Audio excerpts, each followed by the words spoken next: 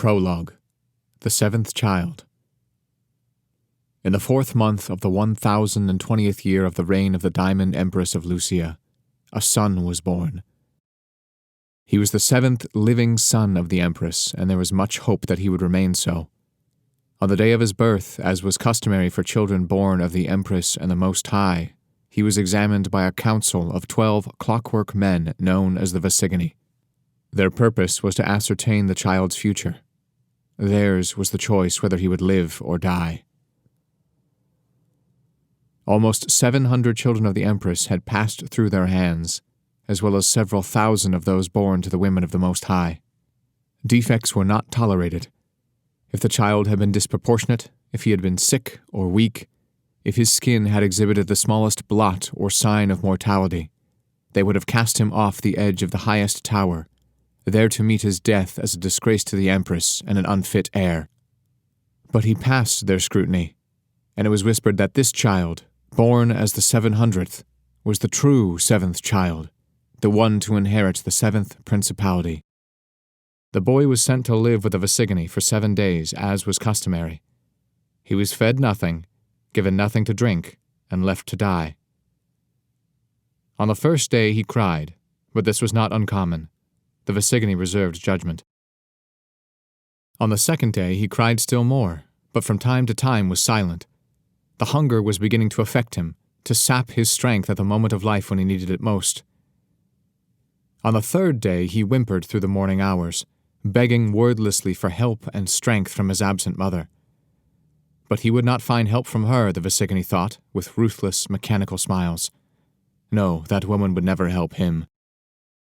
On the 4th day there was no noise, and the Visigini began to move about the fortress anxiously, as they always did when sensing the nearness of a death. Those servants who worked in the fortress spread the word, and soon most inhabitants of the capital city of Lucien knew that the child was to die, that the 7th heir was yet to appear, that the child was baseborn after all.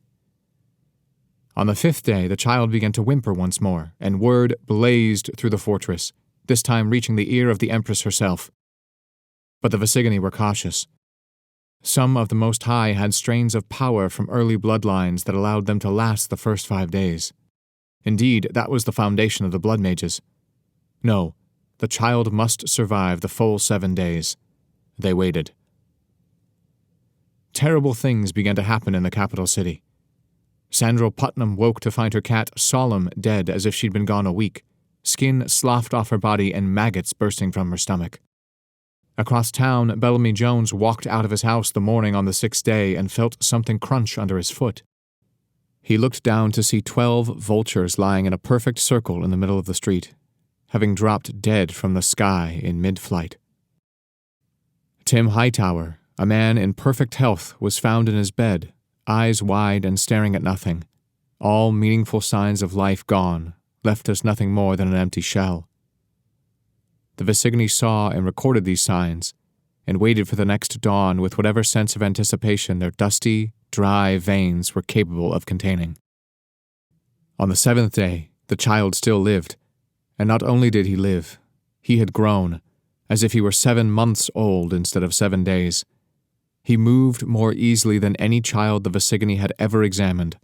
His arms and legs were strong, his eyes bright and intelligent. His reactions were perfectly preserved, showing no sign of nerve or brain damage. He made no sound now, but his eyes recognized them, and they, who had once been men in an age long gone, felt a supernatural chill run through their dried-up hearts as they contemplated this child with their clockwork eyes and were inexplicably reminded of their own mortality despite the steps they'd taken. The boy was filled with such an abundance of life that they were almost blinded. The Visigini reported their findings to the Empress as she sat on the diamond throne. The boy had passed their test. He had survived the 7 days and was therefore a true son if the Empress would have him. So the Empress gathered together her children, the 6 sons and daughters among the 700 she had borne that proved to be of the imperial blood and so had been allowed to live. The children were a spiteful lot, full of all the vices of humanity. They were proud, greedy, lustful, and full of rage, as was their mother, the immortal Empress. Like their mother too, they were unaffected by the passage of time, and over the years they fought each other for their mother's love and approval, winning and losing petty battles that destroyed the lives of thousands of citizens of the empire. Their mother pitted them one against the other, and they lived like hunted and wounded animals, all the while hating and loving her, and hoping for nothing more than a chance to do her will. It was to these creatures that the baby was brought. Ricard, the Prince of Lions and eldest son, tested the boy's courage and with great reluctance found him satisfactory. Joffred, the Prince of Eagles, tested his intuitive sight and mental alacrity, which he found adequate. Samantha, the Prince of Snakes, tested his cunning and perception, which she grudgingly agreed were acceptable. Ramael, the Prince of Oxen, tested his strength and determination and angrily growled his approval. Daisuna, the Prince of Wolves, tested his endurance and loyalty, which she confirmed as meeting her mother's standard. And finally Tiffanel, the Prince of Foxes, tested his luck and ties to the strings of fate, and sardonically pronounced him fit. When the boy had passed each of their tests, the Empress herself took him into her arms. It was her place to judge the boy's ambition. She laid a single finger, long and cruel, on the boy's forehead, and reached into his soul for the final test. He failed. With a hissing cry, she flung the child from her.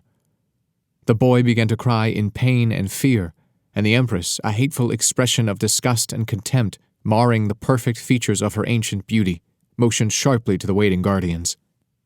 The hulking men drew their swords and approached the child, ready to rend him limb from limb and display his body on the palace walls. But Joffred, the Prince of Eagles, stepped in front of them. The Empress spat out a single word, her crown burst into dazzling light, and the Prince of Eagles flew across the throne room, straight for one of the black stone walls. With a muffled thump, he crashed into the hard stone and fell to the floor. But despite this blow, he came immediately back to his feet, and without hesitation dashed forward, placing himself on his knees in front of his mother. The light from her crown grew even brighter, a light that made the world seem harsh and terrible. But before she could speak another word of power, he began to talk in a voice pitched so that only she could hear, gesturing toward his newborn brother, his eyes on his mother's feet. Slowly, her anger subsided. A smile crept across her face. This child had failed the Empress's test, the final test, and by all means should be killed and removed from her sight immediately.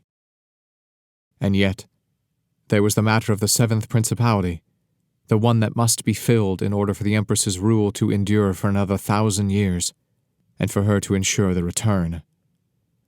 The Chamber of Seers, led by the ancient prophet, had read the auguries at the beginning of her rule, and though the die had been cast and the sacrifices given almost a millennium ago, the words still rang clearly in her ears.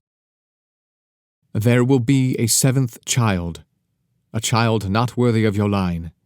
Keep him. Do not cast him out, but around his arms bind your power. Raise him as your own until his 17th name day, in which year he shall be both lock and key to your ambition. Upon that day, and not till then, take his life. For if he lives, so comes the rise of light, but should he die, so comes the fall of night. That living seventh child shall seek to inherit the kingdom of the Veil, and should he claim his right, all your strength shall fail. But if, before the year is out, the child is dead beyond all doubt, you shall reign forever on, for all who might oppose you will be gone. The Empress once more took the child in her arms, watching him carefully. It was not uncommon for prophecies to require sacrifice to be made. In fact, for such a thing as the return, a great sacrifice was only to be expected. Was this boy the answer? She tested him again, delving his mind for ambition, testing his fitness for the office of the seventh principality. Again, she found him lacking. A smile curved across her face, etching itself like acid upon a stone sculpture of beauty. None other knew the prophecy, nor the one that followed, but for the Prince of Eagles, who was entrusted with keeping all of the prophecies that the Chamber of Seers had read. He was bound to silence with ancient vows of power. He would not reveal her plans. She raised the child above her head and held him as he squirmed pathetically in her firm grip. Her brood watched from under darkened brows.